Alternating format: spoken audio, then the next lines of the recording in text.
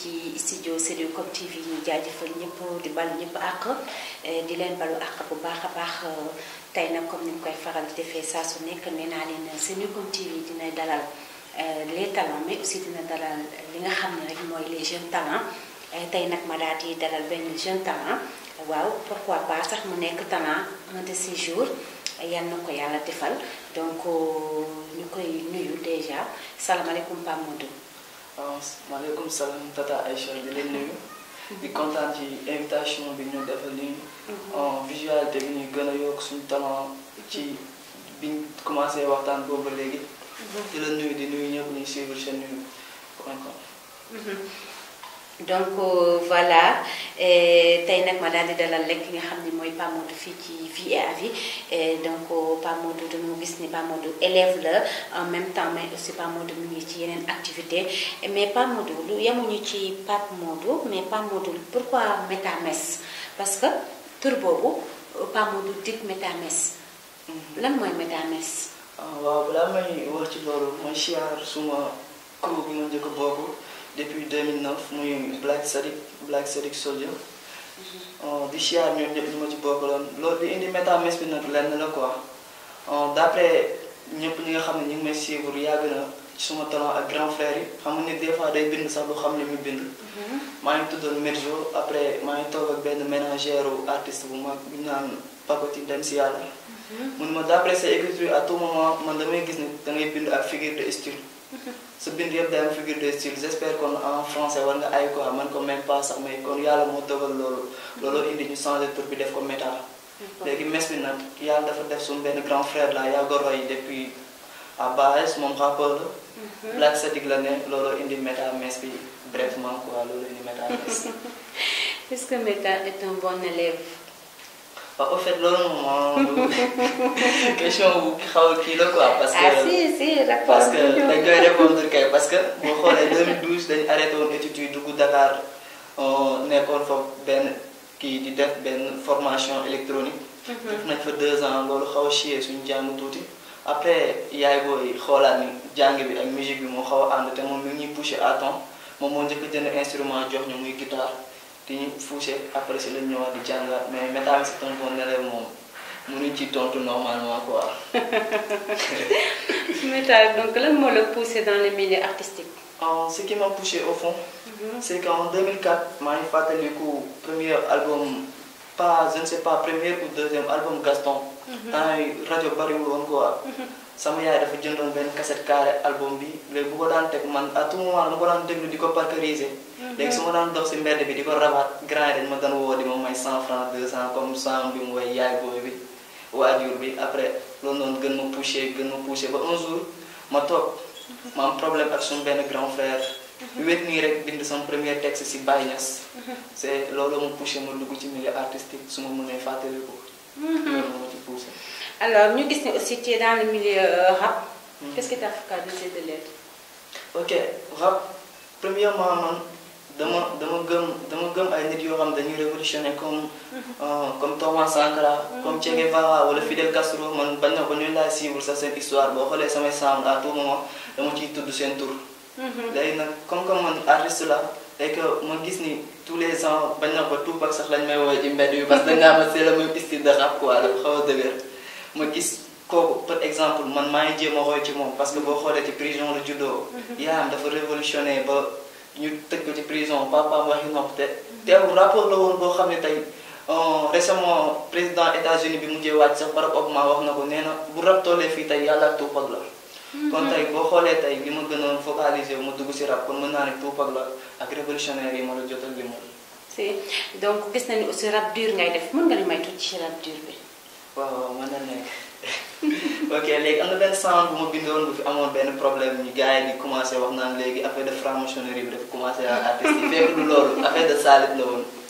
waaw gën na ok xaw ma fu ma féete takk daal di ko wëri laa ko noppi na bàyyi maa ma booy làkku nañ ti sa yërmande def ma njiirim dugg ma yaay jël ma uuf njaboot gi li lépp destin la maay jullit gu am gëm-gëm waaye jot na tey ma saalit naka rek tiis ñàkkat am na bu tar moo tax tey ma saalit man gëw ma xëcc bu daggul dikk ndax boobu ba léegi dafay dëgër këcc bàyyi ngi xëy di wëri boobu ba léegi yàlla nee nañ ma fa ëpp yërmande waaye man de wanuma ko si Dieu existe pourquoi tant de religion bu fekkee am na sax man weddiwuma ko mais ngir yàlla na ma ubbil buntu wërsëg bu ma fajal yaay buntu gàccee loolu rek la muy ñaan yàlla ñu dem di si ñëwaat.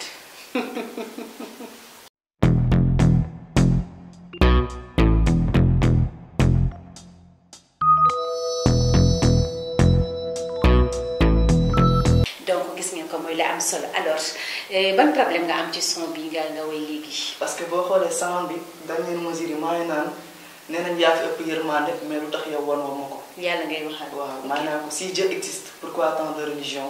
si Dieu existe lan moo tax ngay làkkatu foofu les gens dañu yaakaar ni benn affaire de hypocrisie la mais fekk du loolu parce que boo xoolee sax même Pape Jean-Paul II benn livre bu ma lire moom sax ci boppam sax wax na loolu si Dieu existe pourquoi tant de religion. mais tu crois en Dieu. oui si gëm naa ko mais xam nga des fois. non attends tu crois en Dieu oui ou non. non oui. waaw xam nga tey boo xoolee tey maam tey gëm nañ ko quoi au fond mais des fois y a des problèmes yoo xam ne tey da ngay toog nga gëstu xam ni des fois dafa am ay gënalante ci am fekk lu gënalante lu mu la dencal la dañ ko xaw a yaakaar ni quoi c'est l'esprit africain boo ci xaw a poussé un peu mais sans boobu noonu gëm naa ne ñi ma ci mere ñëpp tamit jarul ñu ma ci mere xam ni saalit laa ko tuddee te saalit loolu rek la mën a wax quoi. ok loolu rek la mën a wax saalit.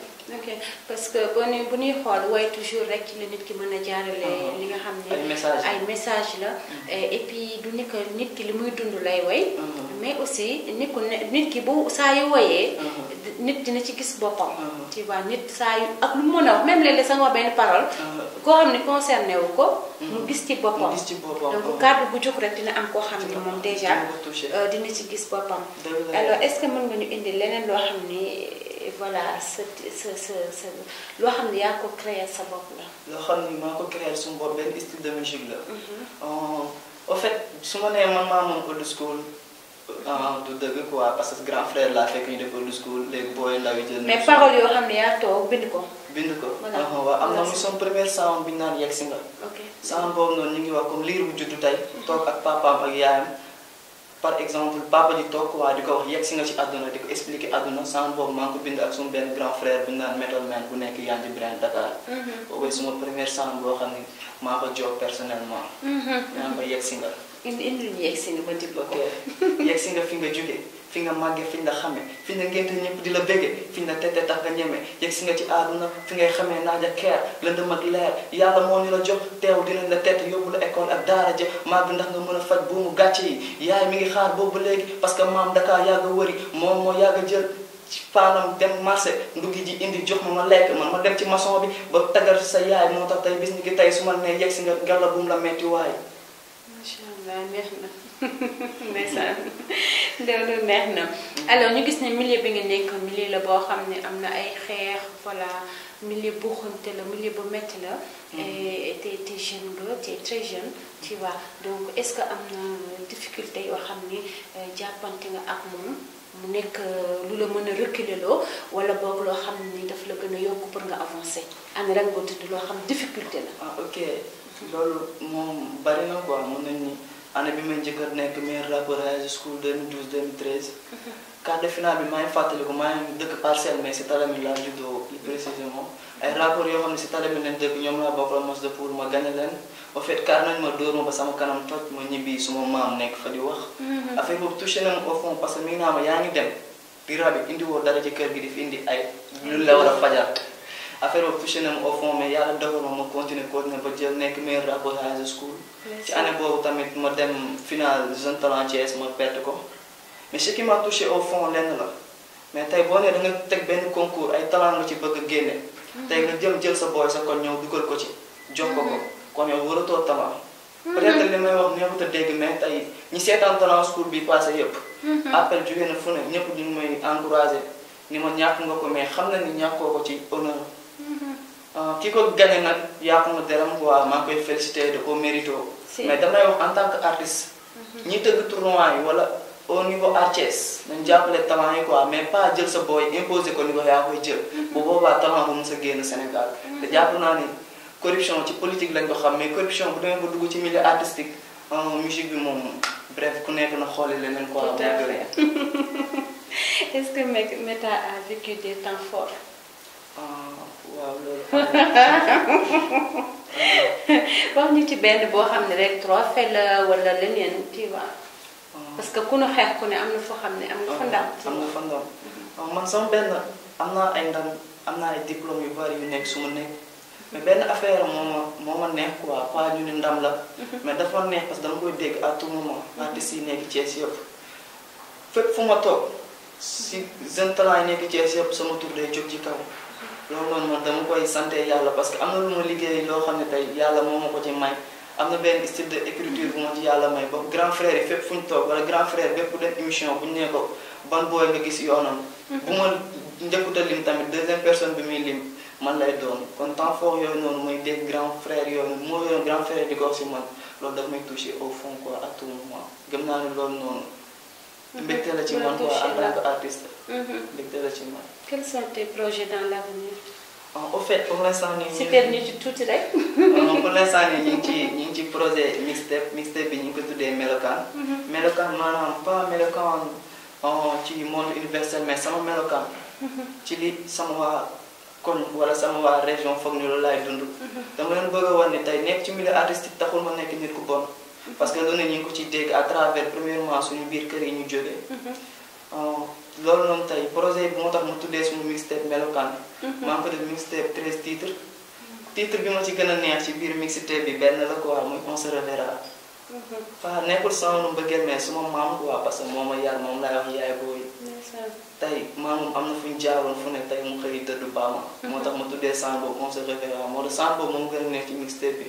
te maa ngi ñaan yàlla projet bi bu génnee law abadan diamond gars yi ko déglu Meta mais incha allah rabbi. donc comme ni ñu koy waxee rek l'émission tire à sa fin balaa ñuy tàggatoo. dañuy wax tuuti rek ci li nga xam ne mooy comportement bi nga xam ne actuellement moom la xale yi am. tu vois muy say morom jigéen wala sax muy góor est-ce que loolu xalaat ngeen aussi ci def ci ay son comme ci li ngeen di woy ci ngeen di jaarale seeni tu vois seeni kàddu. pour nit ñi mën a comprendre parce que nit ki bu fekkee ne ñu ngi lay déglu. di roy ci yow am na loo xam ne war nga fa mën a jaar tey boo duggee ci école yi. gis nga ko noonu ni xale yi di solo ak yépp. tu vois donc nit ki lu muy def nga di ko ci encouragé sax parce que kon def ko neex est-ce que loolu yéen a ciy xool tey booy dox wàccee sa tuwaay ji mu ñëw ba ci sa omb ku nekk xam fan la loolu jógee donc ñu gis ne du mode parce que du mode boo xam ni. tu vois nit ñi rafetlu nañu ko. tu vois donc kenn rafetlu wu ko jigéen ñi di ko def léegi. constamment góor ñi di ko def. est-ce que xalaat nga ci loolu. ngeen bënt ci dara parce que tamit ku nekk xam na ni comportement bi am léegi ci dëkk bi. ba ci léegi façon fecc yi génn. xam nga ci dara parce que dangay dem boîte. gis nga fecc bu ne mujjee génn nii. moo raw sax bombaas. mu nekk lu garaw te actuellement mu ngi tourné ci boîte yi. fecc bu yéeme est-ce que loolu yéen a ngi ciy xalaat. au fait tey jii nii ñun artistes yi li ñu mën tey mooy génne suñu message jox ko gars yi mais tey jii nii maam loo jiwul rek doo mën a xam njëriñam quoi. tey ñun tool boobu noonu ñun duñ ko teg ñun suñu bopp génération bi mais génération bi ci mbedd mi seeni parents laa koy jéem a teg parce que au fait yow mënoo jël sa doom nga jënd wifi def sa kër jox ko téléphone tey boo xam ne mi ngi connecté à tout moment yow suivre ko xamoo lu muy def lijjanti woo ko à tout moment jox ko respect buy génn dem école nga jox ko xaalis fin du mois au lieu que nga ànd ak moom marché jëndal ko yére yow yaa koy jox xaalis moom mu dem tànnal boppam kon tool boobu noonu tey du génération bi mais parents yi laa ko jox en fait sound bi ñu ci bëgg a génne moom léegi mu ñëw ko waa incha allah parce que am na benn sound ci waaw parce que am na benn sound bu nekk ci biir mixtape bi ñu ko tuddee bul jooy naa ko faj loolu lañ ci bëgg a wax waa incha allah waaw parce que tamit yéen da ngeen ci am part de responsabilité ndax booy génn ak nit wala mu nekk sa xarit di def am benn comportement boo xam ni tey jàkka ja waru bu fa rombee dafay am kersa te léegi gis nañ sax loolu yéegi amatu bu njëkk ba da nga daan sol lu gàtt boo rombee jàkk ji nga daal di teggi soo rombee ay mag nga daal di teggi donc loolu yëpp amul donc yéen aussi da ngeen ci am part de responsabilité parce que bu fekkee da nga am sa copine excusez-moi parce que du débat bi aussi daf ciy bokk mu sol loo xam ne jaaduwul nga ne ko yaa ko yor mais bu subaa dina def lu raw loolu tu vois donc nit ki toujours da nga koy wan ni du fii la moom aussi dina dem ba dina am comportement parce que du yëpp du parent rek je pense que mooy éduquer parce que parent parfois doomam tëkkoo muy ndey di bàyyi. mu daje ku mu bëgg. parce que jigéen day daje góor goo xam ne moo ko gënal ndeyam.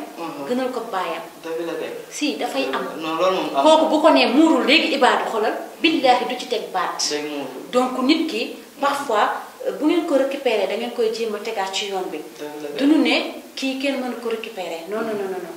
nul n'est censé de juger. comme yéen itam da ngeen ci am part de responsabilité ginnaaw bi parents yi dawee seen responsabilité. ku ngeen nekkal da ngeen ci bay seen waar mooy comportement bu correct. nit dina sol lu rafet. te du sexy yenn sexy yi. nit dina sañse te du def taatu neen. mais actuellement li xew ci dëkk bi ëpp na trop bàyyi leen ci xel am da ngay tàggatoo. waaw sama mot de la fin lenn la rek maa ngi siyaar sama team. ñi nga xam ne ñoo nekk sama ginnaaw di defar ay t-shirt di ànd ak man à tout moment fépp fu may dem ñu jël car concours bu may dem dañuy feesal car yi.